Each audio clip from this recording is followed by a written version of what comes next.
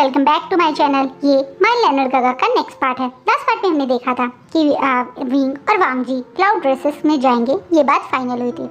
अब आगे जैसा लैन कुरैन से वांग जी ने डिस्कस किया था, वो विंग के साथ क्लाउड रेसेस टाउन के लिए निकल जाता है।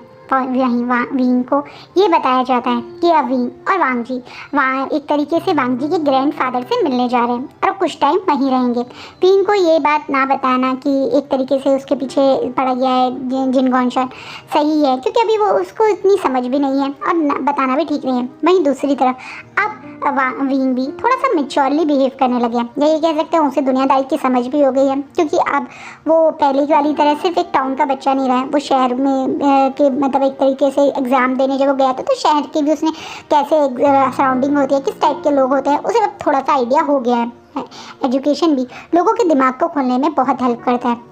विंग की मेंटालिटी डेवलप करना या दुनियादारी की समझ कहीं ना कहीं एजुकेशन भी हेल्प करता है। और पिछले 1 साल से जिस तरीके से वो एजुकेशन में ध्यान दे रहा है, उसे काफ़ी चीज़ें नॉलेज मिल चुकी है। जैसे उसे बायोलॉजी के थ्रू ये पता चल गया कि हस्बैंड एंड हस्बैंड होना क्या होता है, वो ये भी जान चुका है। लेकिन हाँ, वो ये भी जानता है कि शायद वो अभी छोटा है, वो उसे अभी तक पहली हीट भी नहीं आई, क्योंकि ओमेगा की अधिकतर शादी उसकी पहली हीट्स के बाद ही होती है। विंग की जल्दी हो गई मजबूरी में, तो शायद इसी कारण उसके लहरा गगा वो वाले तरह से नहीं रह रहे। लेकिन शायद जैसे उसकी मदर ने बोला, उसके बाद वो अपने हस्बैंड के साथ एक हस्बैंड की तरह रहेगा, वो ये भी समझ चुका है। वो ये सारी बातों के बारे में अब समझ चुका है। वहीं जब विंग और वांग जी क्लाउड रेसेस टाउन में एंटर करते हैं तो विंग को काफ़ी शॉकिंग लगता है इस जगह को देख के। ये एक छोटा सा शहर है, एक टाउन जो चारों तरफ से बहुत ब्यूटीफुल माउंटेन के बीच में है। इस टाउन को देखा जाए तो अभी भी यहाँ बहुत ज़्यादा सिंपलिसिटी दिख रही है, बहुत ज़्यादा सिंपली लोग एक दूसरे ड्रेसअप है, कोई ज़्यादा शोशे नहीं है, बहुत ही ब्यूटीफुल, बहुत ही शांत टाउन है ये क्लाउड रेसेस। ये टाउन वांग जी के ग्रैंडफादर ने ही बनाया था। वांग जी के ग्रैंडफादर पहले यहाँ पे एक बहुत बड़ा स्कूल चलाते थे क्लाउड रेसेस के नाम से, जिससे दूर दूर से लोग पढ़ने आते थे। उसके बाद सिटीज़ और जब टाउन्स डेवलप्ड होने लगे तो उसके बाद वांग जी के ग्रैंडफादर ने यहाँ पे रहकर इस शहर को डेवलप किया। यहाँ पे जो लोग रह रहे थे उनके लिए एक छोटी सी मार्केट भी बनाई है। इस मार्केट में जो रिक्वायरमेंट होनी चाहिए, मतलब जिन जिन चीज़ों की शॉप की रिक्वायरमेंट है होनी चाहिए डे टू डे लाइफ में, वो सारी चीज़ शॉप्स हैं। एक छोटा सा खुद का एक हॉस्पिटल है क्लाउड रेसेस का, जहाँ पे अच्छे अच्छे डॉक्टर्स हैं। इतना ही नहीं, एक काफ़ी अच्छा बड़ा सा स्कूल भी है जहाँ पे दूर दूर से अभी भी लोग पढ़ने आते हैं। लेकिन हाँ, ये एक छोटा सा टाउन का स्कूल है, तो जो लोग पहले से इस टाउन के बारे में जानते हैं सिर्फ उन्हीं के बच्चे आते हैं, कोई न्यू स्टूडेंट्स कम आते हैं, क्योंकि यहाँ पे वो थोड़ा सा सोशल मीडिया या एक तरीके से कह सकते हैं एडवर्टाइजमेंट वाला चीज़ें नहीं हैं, यानी न्यूज़पेपर में एड वेड नहीं है। उस समय एक तरीके से न्यूज़ मतलब 90s में सिर्फ न्यूज़पेपर के थ्रू ही लोगों तक न्यूज़ और एड्स पहुँचा करते थे, ये वो वाला टाइम है। इसी कारण जो लोग पहले से स्कूल के बारे में जानते हैं सिर्फ वही स्टूडेंट्स यहाँ आते हैं। इस शहर को देख के विंग को बहुत अच्छा लगता है, बहुत शांति सी फील होती है। विंग देखता है कि अब उनकी कार एक बड़े से मेंशन के बाहर खड़ी है। ये मेंशन देखने में बहुत ज़्यादा शांत लग रहा है, लेकिन बहुत ज़्यादा क्लीन भी है। इस मेंशन के पास में कुछ गार्ड्स भी हैं। एंड जब विंग अब वांग जी को नीचे उतार के उस मेंशन के अंदर एंट्री करवाता है तो वो विंग को बताता है कि ये मेंशन उसके ग्रैंडफादर का है। इतना ही नहीं, पूरा टाउन उसके ग्रैंडफादर को मास्टर लैंड के नाम से बोलता है। हाँ, ये क्योंकि वो टीचर थे तो इन्हें पूरा का पूरा टाउन मास्टर लैंड के नाम से बोलता है। जब विंग और वांग जी एंटर करते हैं तो देखते हैं सामने एक स्ट्रिक्ट सा पर्सन है, जिसने बड़े बड़े वाइट कलर की दाढ़ी है, बहुत ज़्यादा फेस पे एक स्ट्रिक्ट नेचर है वाला, मतलब जो होता है ना ऑरा, वो है। ये भी एक लैंड अल्फा है तो इनका ऑरा भी काफ़ी स्ट्रॉन्ग है। वही इनके पास में एक ब्यूटीफुल सी खूबसूरत सी ओमेगा गर्ल खड़ी है, जो देखने में भी बहुत ज़्यादा ब्यूटीफुल और बहुत ज़्यादा अट्रैक्टिव है। ये लड़की वहाँ कौन है इसके बारे में चलिए जानते हैं। ये है लैन हुई ग्रेट ग्रैंडफादर वांग जी के, या कह सकते हैं मास्टर लैंड के बेस्ट फ्रेंड की ग्रैंड डॉटर है। उनके फादर एक तरीके से मास्टर लैन के जो बेस्ट फ्रेंड थे, उन दोनों ने मिलके ही इस क्राउड रेसेस को स्टार्ट किया था। वो भी एक लैन थे, लेकिन उनकी जल्दी ही डेथ हो गई। उसके बाद उनके मतलब बच्चे की भी जल्दी ही डेथ हो गई थी। वांग बहुत छोटे से ही मास्टर लैन के पास रहती है और मास्टर लैन उसे बहुत पसंद भी करते हैं, प्यार भी करते हैं। एक तरीके से उन्होंने ही उसे पाला है, उसे अपने पास रखा है, तो पाला एक तरीके से एक होता है ना अटैचमेंट भी ज़्यादा है। दूसरा, वांग जी की फैमिली यानी लान कुरैन और वांग जी के पेरेंट्स बाहर चले गए थे बिजनेस के कारण, जहाँ उन्होंने बहुत ग्रोथ भी करी थी। वहीं वांग जी और उसके मतलब ब्रदर का बर्थ हुआ था। कभी कभार ही वो लोग यहाँ आते थे अपने ग्रैंडफादर से मिलने, पर स्टार्टिंग से ही उन्होंने ऑब्जर्व किया था कि उनके ग्रैंडफादर के बहुत ज़्यादा क्लोज है लान हुई। इतना ही नहीं, लान हुई जब बचपन से ही वांग जी और शिचैन से बार बार मिलती रहती थी, तो उसे वांग जी की तरफ काफ़ी अट्रैक्शन थी और ये चीज़ उसने मास्टर लैन से शेयर भी की थी। मास्टर लैन में भी मन में ये चीज़ बहुत खुशी देती है, या एक तरीके से कह सकते हैं वो खुद चाहते थे कि लैन हुई की शादी लांग वांग जी से हो जाए।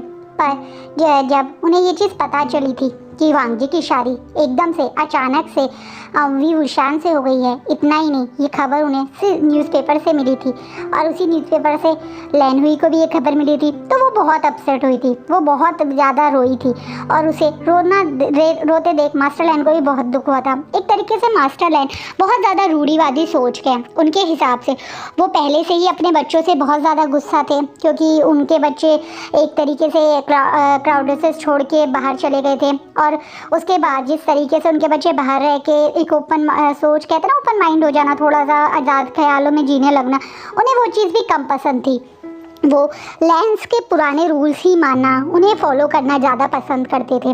वहीं जब एक लांग वांग जी की शादी की खबर मिली तो उन्हें और ज़्यादा गुस्सा आया। उन्हें लगा कि बिल्कुल उनकी फैमिली ने उन्हें अपने से दूर कर दिया है और एक तरीके से अब वो सिर्फ लैन हुई को ही अपनी फैमिली मानते हैं। जब लान कुरैन ने उन्हें फ़ोन करके बताया था कि लांग वांग जी और उसका एक तरीके से हस्बैंड या मेट कुछ टाइम के लिए क्राउड रेसेस आ रहा है रहने के लिए, तब भी उन्हें बहुत बुरा लगा था। वो बिल्कुल नहीं चाहते थे कि यहाँ पे वांग जी और उसका हस्बैंड यानी अब विंग यहाँ आए, क्योंकि उन्हें लग रहा था कि विंग और वांग जी जब यहाँ आएंगे तो कहीं ना कहीं लांग हुई को बहुत बुरा लगेगा। लांग हुई एक एडर, एक कहते हैं ना रिस्पॉन्सिबल, एक आइडियल ओमेगा है उनकी नज़रों में, जो बिल्कुल जिस टाइप से लान ओमेगाज होने चाहिए उस तरीके से ही लाइफ जीती है, रूल्स फॉलो करती है। पर हाँ, मन से वो बहुत ज़्यादा सेल्फिश है, एक तरीके से बहुत ज़्यादा घमंडी और एरोगेंट भी है बचपन से ही, क्योंकि उसके पेरेंट्स नहीं थे, तो एक तरीके से मास्टर लैन ने बहुत ज़्यादा उस पर और ज़्यादा उसे पैम्पर किया था और ज़्यादा उसकी इच्छाएं पूरी करते थे, ये सोच के कि उस बच्चे को ये ना लगे कि उसके पास पेरेंट्स नहीं है, कहीं वो अपसेट ना हो। उन्हें समझ ही नहीं आया कि वो खुद लैन क्या एक बहुत बड़ा रूल तोड़े, ज़रूरत से ज़्यादा किसी को एक तरीके से बिना मांगे उसको वो चीज़ दे देना या ज़रूरत से ज़्यादा पैम्पर करना कभी कभी छोटे बच्चों को बिगाड़ भी सकता है। और लैनुही के साथ यही हुआ, उसे हर चीज़ उसके बोलने से पहले ही मिलती रही, तो वो अब इतनी ज़्यादा एरोगेंट हो गई थी। उसे ऐसा लगता था जिस चीज़ के बारे में वो सोचेगी या चाहेगी वो तो उसे मिल ही जाएगा। लेकिन उसका भी एक तरीके से ड्रीम टूट गया था, क्योंकि बचपन से उसने यही सोचा था कि वो वांग जी से शादी करेगी। वांग जी बहुत ज़्यादा हैंडसम है, बहुत ज़्यादा फेमस है, बहुत ज़्यादा एक तरीके से फेमस के साथ साथ एक हर वो गुण जो शायद एक ओमेगा अपने अल्फ़ा में चाहते हैं, स्ट्रॉन्ग पर्सनैलिटी, डोमिनेटिंग नेचर, ऊपर से जिस तरीके से वांग जी फेमस है, रिच है, लोग उसको जो भी वांग जी का मेड बनेगा उसका एक अलग ही स्टैंडर्ड होगा, बाकी ओमेगास के बीच में उसका ओमेगा की वैल्यू सबसे ज़्यादा होगी। इस टाइप की थिंकिंग थी वांग हुई की, और वो उसको एक तरीके से ऐसा लगता था कि आइडियल अल्फ़ा रहेगा उसकी लाइफ के लिए। लेकिन जब वांग जी की शादी हो गई थी तो उसे एक टाइप से ऐसा लगा था कि उसने जो लाइफ में एक चीज़ मांगी थी उसे मिली नहीं, तो उस चीज़ की वजह से उसके अंदर बहुत ज़्यादा गुस्सा है। अभी ये गुस्सा, ये जेलसी अब जो उसके अंदर है उसने किसी के सामने शो नहीं करी है, लेकिन हाँ विंग का यहाँ आना उसे भी बहुत ज़्यादा गुस्सा दिला रहा है। इसी वजह से ये दोनों बिल्कुल शांति से यहाँ खड़े हुए विंग को देख रहे हैं। वहीं विंग जैसे ही इस मेंशन के अंदर आया था, उसे इस मेंशन के ऑरा से साफ समझ में आ गया था कि यहाँ उसकी कोई, वो कहते ना प्यारा भरा वेलकम करना, या किसी के आने से घर में जो एक खुशी होती है, एक वेलकमिंग और एक वार्म ऑरा नहीं होता, वो इस घर में बिल्कुल नहीं था। यहाँ एकदम से शांति है, कोई किसी उसके वेलकम के लिए गेट पर नहीं आया। जैसे हर कोई आता है, जैसे अगर आपके यहाँ भी कोई मेहमान आते हैं तो आप उसे गेट पे बड़ी खुशी से मिलते हैं, उसका वेलकम करते हैं। ऐसा विंग और वांग जी के साथ कुछ नहीं हुआ। विंग तो अब शॉकिंगली इस पूरे मेंशन को देख रहा है। बहुत बड़ा मेंशन है, बहुत सारे सर्वेंट भी लग रहे हैं आसपास में। वहीं ये दोनों लोग जो सामने खड़े हैं, उनके कपड़ों से भी वो काफ़ी ज़्यादा, एक होता है ना रॉयलनेस दिखना, वो भी दिख रही है। लेकिन उसके बावजूद भी मतलब वांग जी और विंग का कोई वेलकम करने नहीं आया, तो उसे बेचारे को थोड़ा मन में अपसेट भी फील होता है, क्योंकि वो तो बड़ी एक्साइटमेंट से आया था वांग जी के ग्रैंडफादर से मिलने। उसे लगा था वांग जी के ग्रैंडफादर भी बिल्कुल कुरैन जैसे होंगे या शिचैन जैसे होंगे, जो खुशी से उससे मिलेंगे, जैसे शिचैन और कुरैन उससे मिलते हैं, जैसे कि शिचैन और कुरैन उसका ध्यान रखते हैं। लेकिन यहाँ तो बिल्कुल भी ऐसा नहीं है। यहाँ तो एक रूट से एक एरोगेंट सा बूढ़ा है, और उसके साइड में खड़ी हुई एक लड़की है जो उतने ही गुस्से और घूर घूर के विंग को देख रही है। वहीं वांग जी जब देखता है कि कोई विंग से खुद बात करने नहीं आ रहा, तो वो विंग का हाथ पकड़ के बड़े प्यार से उसे अपने ग्रैंडफादर के पास लाता है बो करवाने। वो दोनों बड़े प्यार से एक 90 डिग्री बो करते हैं अपने, मतलब विंग और वांग जी एक साथ एज अ कपल उसके ग्रैंडफादर को। और उन्हें ये देख कर वांग जी के ग्रैंडफादर उनके मतलब एक तरह से रिस्पेक्ट को एक्सेप्ट करते हैं और बोलते हैं, तो ये है तुम्हारा ओमेगा। देखने में तो काफ़ी ब्यूटीफुल है, पर क्या इसे पता है लेंस ओमेगा किस तरीके से बिहेव करते हैं? इसके तो कपड़ों से ही लग रहा है कि इसे बिल्कुल तमीज़ नहीं है। इस तरीके के कपड़े पहन के कौन आता है? विंग ने एक कहते हैं कट स्लीव टी शर्ट डाली हुई थी, क्योंकि गर्मी बहुत थी इस मारे। उसे नहीं पता था कि कट स्लीव टी शर्ट डाल के आना यहाँ पे एक तरीके से को बुरा माना जाएगा। वो अब शॉकिंगली वांग जी की तरफ देखता है। अभी उसकी एज भी इतनी नहीं है कि भाई, अभी वो 16 साल का भी नहीं हुआ, तो थोड़ा सा बच्चों जैसे ही कपड़े कैरी करता है, थोड़ा सा कभी भी टी शर्ट डाल लेता है या कहते हैं शॉर्ट्स डाल लेता है, क्योंकि उसको घर पे ही तो रहता था, और जो जिनके सराउंडिंग में वो रहता था वो सारे उसको बच्चों की तरह ही ट्रीट करते थे। कोई उसकी छोटी छोटी चीज़ों को ऑब्जर्व भी नहीं करता था। पर यहाँ तो आते ही ऊपर से नीचे तक उसका पूरा एक एग्जामिन हो गया, कैसे कपड़े पहन के आए, किस तरीके से चल रहा है या क्या कर रहा है, सब ऑब्जर्व हो रहा है। तो उसको मतलब ये थोड़ा शॉकिंग था कि एकदम से उसके सबसे पहले आते ही कपड़ों पे टिप्पणी हो जाएगी। इस बात पे वांग जी बोलते हैं, अंकल काफ़ी गर्मी थी जब हम गुसू से निकले थे, और हमारी गाड़ी का एसी भी ख़राब था। इसी कारण अचानक से हम यहाँ आ गए, तो उसकी सर्विस नहीं हो पाई थी कार की। किसी और की कार मुझे ड्राइव करना पसंद नहीं है, इसी कारण मैं और विंग गर्मी में आए, तो इस कारण उसने इस टाइप के कपड़े कैरी किए थे। चिंता मत कीजिए, कल से जैसा यहाँ पे सराउंडिंग है उस टाइप से कपड़े ये कैरी करेगा। अब विंग वांग जी की साइड देखता है कि भाई क्या चल रहा है, कोई कुछ बताएगा उसे। तभी वांग जी नैन हुई की तरफ देखते होते हैं, और कैसे हो तुम? नैन हुई की बड़ी खुश होती है मन में कि वाह भाई वांग जी इससे बात कर रहा है। वो उसकी जितनी भी बड़ी स्माइल वो दे सकती थी, वो उतनी बड़ी स्माइल लेकर वांग जी की तरफ देखती है, कहती है मुझे बहुत खुशी हुई तुम्हें, अब काफ़ी टाइम बाद मिल रहे हैं, एक साथ टाइम स्पेंड करेंगे तो अच्छा लगेगा। हमारे लैंड मेंशन में भी मैं और ग्रैंडफादर बहुत दिन से बोर हो रहे थे, अब यहाँ पे आप दोनों आए हो तो खूब मन लगेगा। इस बात पे वांग जी तो कुछ नहीं बोलता, पर विंग जिस तरीके से वो बार बार अपने बाल कानों के पीछे करके स्माइल दे के ऐसी बातें बोल रही कि अब मन लगेगा, ये लगेगा।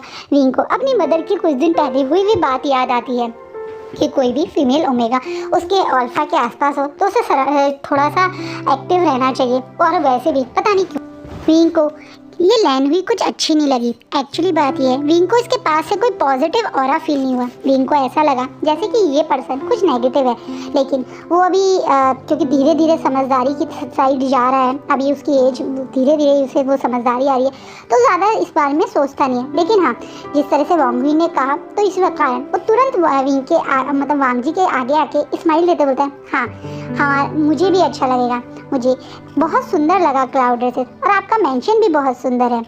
इस बात चारों तरफ देखते हुए विंग स्माइल के साथ बोलता है। इस बात पे एकदम से मास्टर लैन बोलते हैं, अच्छी बात है, अच्छा लगना चाहिए, क्योंकि तुम भी अब हमारे इस मेंशन के एक मेंबर हो। तुम्हें भी इस मेंशन के रूल्स, इस मेंशन के अंदर रहना यहाँ सीखना चाहिए। इस बात पे वो स्माइल के साथ एकदम से बोलते हैं, ठीक है ग्रैंडफादर, आप जैसा कहेंगे मैं वैसा करूँगा, पर आप हमारे से मिलने क्यों नहीं आए गुसु? हम पिछले 1 साल से वहाँ पर थे, पर आप एक बार भी मुझसे नहीं मिल रहे। इस बात पे इससे पहले वांग जी कुछ विंग का सपोर्ट करता है, कुछ कहता, मास्टर हैंड बहुत ज़्यादा गुस्सा होते बोलते हैं, क्यों आता मैं तुम लोगों से मिलने? क्या तुमने मुझे मैं अपने शादी के समय इनवाइट किया था? तुम तो हमें इन्फॉर्मेशन भी एक तरीके से न्यूज़पेपर के थ्रू ही देना चाहते थे, वरना एक बार भी तो क्यों किसी ने मुझे ये कॉल नहीं करा था? इस बात पे विंग थोड़ा शॉकिंगली वांग जी की तरफ देखा, क्योंकि उसे तो इस बारे में कोई आइडिया नहीं है, वो तो ऐसे ही एक होता है ना, खुशी में बच्चा बोल जाए उस टाइप से बोल रहा था। इस बात पे वांग जी थोड़ा आगे बढ़ता है, क्योंकि वांग जी बिल्कुल भी विंग के साथ क्या हुआ वो नहीं बताना चाहता अपने ग्रैंडफादर को, क्योंकि उसके ग्रैंडफादर की सोच ही कुछ ऐसी है। उसके हिसाब से अगर किसी के साथ कुछ गलत हुआ है तो कहीं ना कहीं उसमें उस इंसान की भी गलती है, ज़रूर वो ही कुछ ज़्यादा रिवेलिंग कपड़े पहन लिए होंगे या फिर किसी टाइप से उसने गलत इंडिकेशन दिया होगा।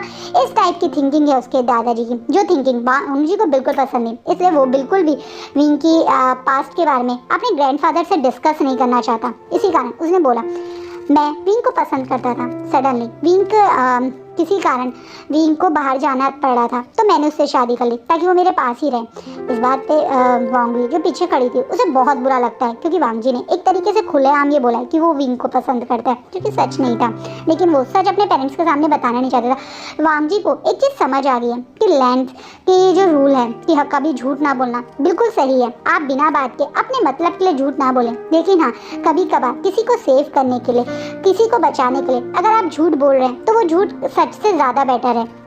और वो बिल्कुल भी विंग के रिगार्डिंग और उसे विंग को परेशान होना या विंग के लिए कुछ परेशानी खड़ी हो जाए वो कभी नहीं देख सकता। तो अगर उसे विंग को बचाने के लिए, विंग को सेव करने के लिए, विंग को एक हैप्पी लाइफ देने के लिए झूठ बोलना पड़ेगा तो वो बोलेगा। वो बिल्कुल भी इस लैंड रूल्स को उस विंग की खुशी से बढ़कर नहीं मानता। वांग जी इसी कारण अभी अपने ग्रैंडफादर से झूठ बोल रहा है कि वो विंग को पसंद करता था, इसी कारण उसी ने जिद करके जल्दी शादी कर ली। वहीं वांग जी की बात सुन के विंग शॉकिंगली बड़ी बड़ी आंखों से वांग जी की तरफ देख रहा है, क्योंकि वह विंग के लिए ये चीज़ एक शॉक थी। वांग जी ने झूठ बोला, दूसरा उसने इस तरीके से सबके बीच में बोला कि वो विंग को पसंद करता था। विंग जो मासूम सा दिल है, एक टीनेजर क्रश है उसका वांग जी, या एक तरह से कहे उसका पहला प्यार है वांग जी, तो वांग जी ने उसको शायद झूठी सही पर ये कहा कि वो उसे पसंद करता है। विंग के मन में तो बहुत बटरफ्लाई उठी, वो बहुत खुश हो गया, जैसे वो जानता है कि उसके लैनर गगा उसे बहुत पसंद करते हैं।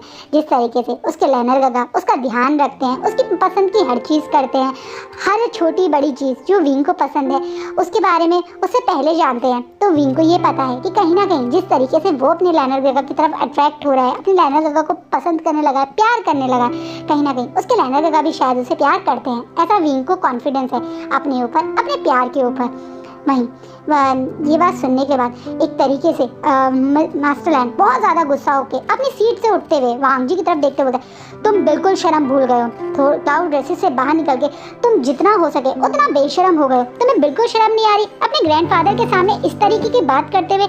तुम्हें थोड़ा सा तो शर्म, एक मैच्योर इंसान की तरह बिहेव करना चाहिए। मैं इससे उम्मीद नहीं कर सकता, इसकी उम्र ही क्या है, 15-16 साल का बच्चा है ये, पर तुम तो बड़े हो ना, तुम तो लैंड्स के फैमिली के मेंबर हो ना, तुम्हें तो थोड़ा सा तमीज से बिहेव करना चाहिए था। अगर तुम इसे पसंद भी करते थे तो एक बार मुझे फ़ोन करके क्यों नहीं बताया? इस बात पे वांग जी तुरंत बोलता, ग्रैंडफादर जो हो गया हम उस बारे में बार बार डिस्कस क्यों कर रहे हैं? मैं अपनी गलती के लिए बहुत ज़्यादा सॉरी हूँ।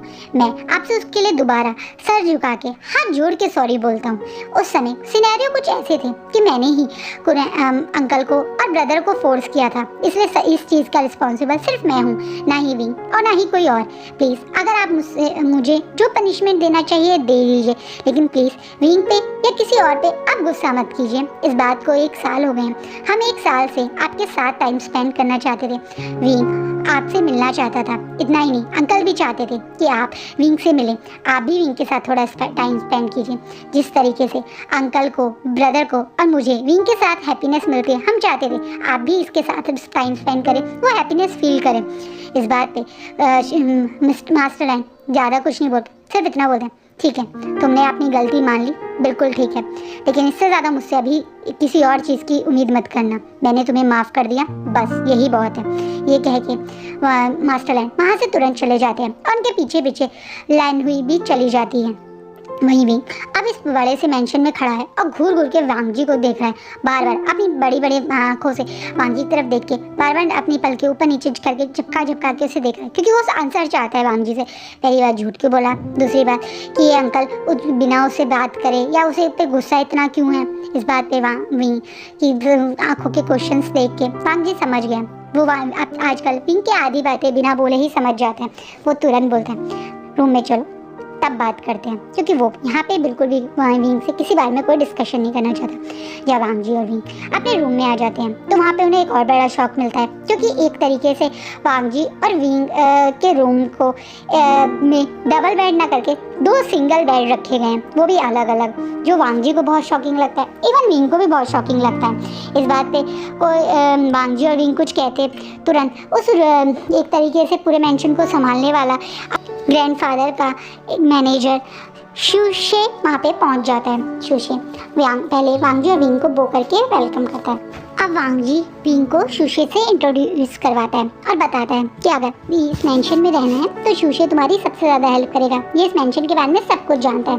विंग भी बड़े प्यार से स्माइल के साथ शूशे से मिलता है। विंग बहुत ज़्यादा ब्यूटीफुल है बचपन से ही, इसी कारण कोई भी उसे जो फर्स्ट टाइम देखता है वो उसकी तरफ अट्रैक्ट हो ही जाता है। इस समय शूशे भी विंग की ब्यूटी देख के, एक तो जब टीनेजिंग मतलब एक तरह से जब एज बढ़ रही होती है तो एक यूथ जब किसी के यूथ वाली एज में पर्सन एंटर कर रहा होता है तो फेस पे जो ग्लो होता है, जो एक अट्रैक्शन होती है विंग के फेस पे, वो साफ दिख रही है। विंग कुछ टाइम में 16 साल का होने वाला है। उसकी फेस स्ट्रक्चर, उसकी बॉडी ग्रोइंग बॉडी की तरफ बढ़ रही है, तो इस समय विंग बहुत ज़्यादा अट्रैक्टिव लगता है। और इसी वजह से शूशे 2 मिनट के लिए सब कुछ भूल के बस विंग को घूरता ही रह जाता है।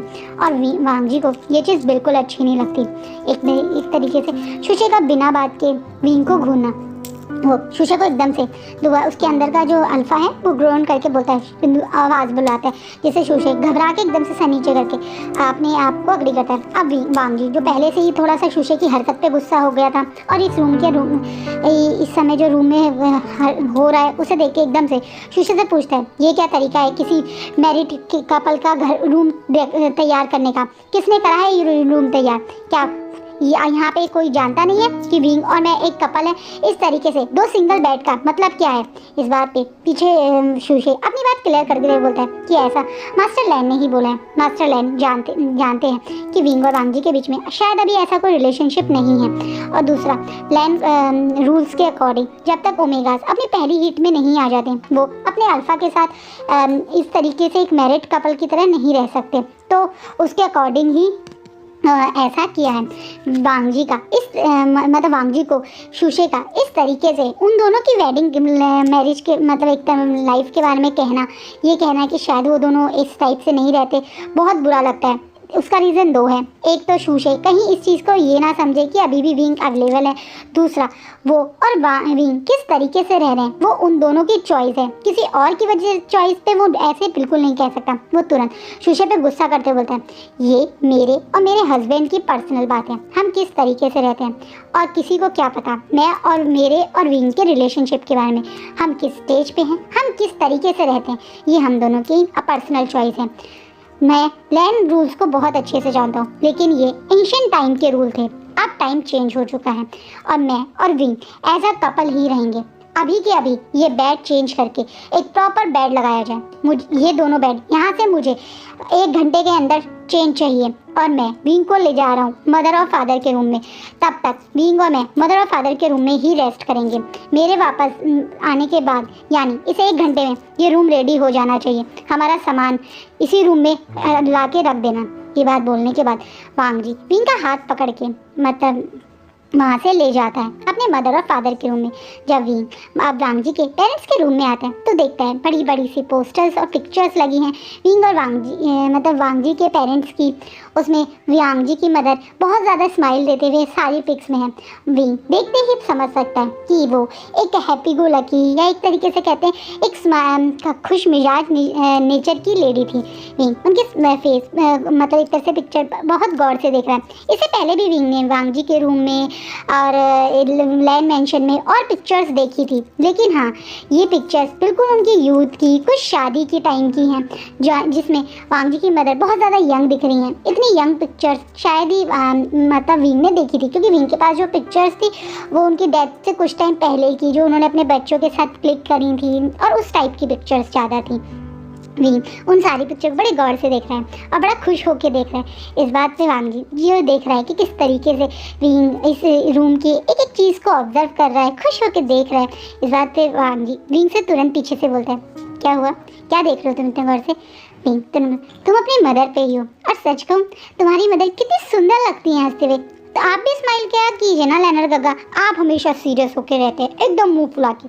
देखो कितने अच्छे लगोगे, आप भी स्माइल करोगे, आप भी बिल्कुल अपनी मदर की तरह, जितनी सुंदर इस समय इसमें आंटी लग रही हैं उतनी सुंदर आप भी लगोगे जब स्माइल करोगे। इस बात पे वांग जी तुरंत विंग को टोकते बोलते हैं, मम्मी या मदर, तुम उन्हें मदर कहो, आंटी नहीं। अगर वो जिंदा होती तो वो भी तुमसे यही कहती। विंग बड़ी स्माइल से कहता है, सॉरी, मदर की तरह। तो तुम क्यों नहीं करते मदर की तरह स्माइल? इस बात पे वांग जी कुछ नहीं बोलता, पर विंग तो एक तरीके से बार बार पीछे वांग जी के पीछे घूमने लगता है। एक बार स्माइल करो ना, ऐसी वाली, मुझे देखना है। आप अगर ऐसे स्माइल करोगे तो कैसे लगोगे? वांग जी अब घूर घूर के विंग को देखने लगता है। आप मुझे घूर क्यों रहे हो? मैंने आपको कोई गुस्सा करने वाली बात थोड़ी बोली है, एक स्माइल करने के लिए तो बोला है। प्लीज़ एक बार करके दिखाओ ना, अपनी मदर जैसे, सॉरी हमारी मदर जैसे करो ना प्लीज़ स्माइल एक बार। विंग बार बार वांग जी के आगे पीछे घूर के उसे ज़बरदस्ती जिस तरह पिक्चर उस हाथ में उसकी मदर की और फादर की एक पिक लेके कि ऐसे स्माइल करो जैसे इसमें मदर स्माइल कर रही है, प्लीज़ करके दिखाओ, कहे जा रहा है वांग जी, जो विंग की हरकतों पे अधिकतर अवॉइड करता है। लेकिन इस तरह से उसकी जिद जब भी चलती है तो कहीं ना कहीं वो थोड़ा परेशान भी हो जाता है। इसलिए वांग जी अपनी पुरानी वाली ट्रिक जो हमेशा करता है वो दोबारा से विंग पे करता है, उसका ध्यान कहीं और लगाने पे। जब वो इस टाइप की हरकत करता है तो वांग जी उसका ध्यान ही कहीं और कर देता है। वो दोबारा बोलता है, अरे तुम्हें उस क्वेश्चन के आंसर नहीं चाहिए जो तुम मुझसे नीचे पूछ रहे थे? अब विंग को भी एकदम से वो बात याद आती है। वो हाँ, अरे मैं तो भूल ही गया, बताओ तुमने क्यों झूठ बोला ग्रैंडफादर के सामने कि मैं और तुम एक दूसरे को पहले से जानते थे? आप तो मुझे पहली बार उसी मेंशन में मिले थे ना लेनर काका, फिर आपने क्यों झूठ बोला? इस बात पे विंग की बात सुन के वांग जी बोलते हैं, विंग मुझे तुमसे यही बात करनी थी, इसलिए मैं तुम्हें अकेले रूम में लाया था। विंग किसी को भी तुम्हारे पास्ट के बारे में यहाँ मत बताना, सारे लोग अच्छे नहीं होते। कभी कभी लोग किसी के पास्ट के बारे में जाके या जानने के बाद उसके गलत यूज़ भी करना चाहते हैं। मैं नहीं चाहता कोई भी मेरे विंग की पास्ट के बारे में जाने। तुम्हें अपने और साथ हुई हुई कोई भी बात किसी से डिस्कस नहीं करनी है। मैं, अंकल और ब्रदर जो भी जानते हैं वो हम ही लोगों के बीच में रहना चाहिए यहाँ, ना ही तुम ग्रैंडफादर के आगे या किसी और के आगे एक तरीके से जिन गुनशान के बारे में बात करोगे। दूसरा, तुम्हारी मेरी शादी जैसे मैंने यहाँ सबको मतलब अभी जो बोला है ग्रैंडफादर के सामने ऐसे ही हुई है। मैंने तुमसे शादी करने के लिए कहा था, मैं और तुम एक दूसरे को पहले से जानते थे। बस अगर तुमसे कभी भी कोई भी ये पूछेगा तो तुम्हें यही आंसर देना है, समझ गए? इस बात पे विंग जो उसे पता है कि कभी भी उसके लेनर गगा उसे जो भी काम करने के लिए कहते हैं वो कुछ सोच समझ के ही कहते हैं, वो तुरंत अपना सर हिला के हाँ कर देता है और प्यारी सी बनी स्माइल देते बोलता है, समझ गया, लेकिन एक शर्त है, पहले आप मुझे ये स्माइल करके दिखाओ फिर मैं ऐसा करूँगा, प्रॉमिस। इस बात पे हाँ जी जो बहुत देर से कोशिश कर रहा था कि किस तरह से विंग को अवॉइड कर ले, पर वो कर ही नहीं सकता। वो फाइनली जैसा उस पिक में उसकी मदर स्माइल करे हल्का सा कोशिश करता है ऐसे स्माइल करने की। सच्चाई तो ये है कि जब से विंग उसकी लाइफ में है उसे इतनी ज़्यादा हैप्पीनेस फील होती है विंग के साथ। पूरा दिन वो कब रहता है वो अंदर से इससे ज़्यादा जिस समय इस पिक में उसकी मदर स्माइल कर रही है उतना ही ज़्यादा स्माइल करना चाहता है, लेकिन उसका नेचर ऐसा है या उसे एक बॉडी कह दो, नेचर कह लो, उसकी आदत है कि वो जल्दी से स्माइल कर ही नहीं पाता, तो उसके लिए स्माइल देना थोड़ा सा हार्ड हो रहा है। और विंग का जब वांग जी की ये फोर्सफुली स्माइल देखता है तो और ज़ोर ज़ोर से हंसने लगता है। और विंग को इस तरह हंसते देख वांग जी को सच्ची में अब बहुत खुशी मिलती है और उसके चेहरे पे रियल वाली स्माइल आ जाती है, जिसे देख के विंग को अब बहुत खुशी मिलती है। ये दोनों अपना हैप्पी टाइम, अपना एक कपल टाइम ऐसे ही स्पेंड कर रहे थे। वहीं इन दोनों की हंसी की आवाज़ें और विंग की जोर जोर से हंसने की आवाज़ रूम के बाहर भी आ रही हैं, जो बाहर खड़ी हुई एक तरह से लैन हुई को बहुत ज़्यादा गुस्सा दिला रही है। ये दोनों नॉर्मली धीरे बात कर रहे थे तो उसने बाकी कोई बात सुनी नहीं, लेकिन हाँ हंसी की आवाज़ क्योंकि विंग एक तरह से ज़ोर ज़ोर से पेट पर करके ही हंसता है तो उसकी हंसी की आवाज़ तो बाहर काफ़ी आ रही है। उसे मन में बहुत ज़्यादा जेलसी हो रही है और बाहर खड़े हुए अब गुस्से में कह रही है, ये मेरी रूम होता वांग जी, मेरा था, तुम बीच में आ गए, तुम घटिया ओमेगा कहाँ से आए मुझे नहीं पता, लेकिन अब जब मुझे भगवान ने दोबारा चांस दिया है, मुझे मेरी डेस्टिनी ने दोबारा एक चांस दिया है वांग जी को अपना बनाने का, तो तुम याद रखना कि मैं इस चांस को मिस नहीं करूँगी। मैं किसी भी तरह तुम अपने वांग जी को अपने पास लाऊंगी। तुम बस देखते रहना, जब तक तुम दोनों यहाँ हो रेडी रहना मेरे से टकराने के लिए। गुस्से में लैनुई मन में ऐसा सोच रही है। वहीं शुशे का भी यही हाल है। जब से उसने विंग को देखा है वो ऑलमोस्ट एक तरीके से विंग की ब्यूटी में पागल हो गया। इतना ब्यूटीफुल पर्सन उसने पूरी लाइफ में नहीं देखा था। और जैसे मैंने बताया इस समय विंग की एक कहते हैं ना बढ़ती हुई ब्यूटी है, तो और ज़्यादा अट्रैक्टिव ग्लोइंग लग रहा था विंग। उसकी स्किन, उसका फेस इतना ज़्यादा ग्लोई अट्रैक्टिव था कि ना चाहते हुए भी जो लोग शायद नॉर्मली भी कभी किसी की तरफ अट्रैक्ट ना होते हों, वो भी विंग की तरफ अट्रैक्ट होते ही हैं। और शुशे का भी यही हाल है। सो गाइस, आज का फैन फिक्शन यही होता है। आपको क्या लगता है ये लान हुई और शुशे क्या नया ट्विस्ट लाएंगे वांग जी और विंग की लाइफ में?